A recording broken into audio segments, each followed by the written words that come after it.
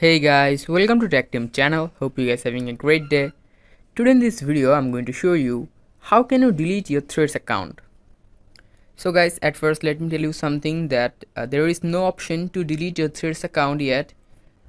But if you want to delete your Threads account, you need to delete your Instagram account with it, because Instagram and Threads are linked together.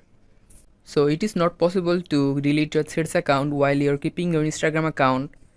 But you can deactivate your Threads account temporarily. So at first just go to your Threads. Now in the Threads, click the bottom last your profile icon.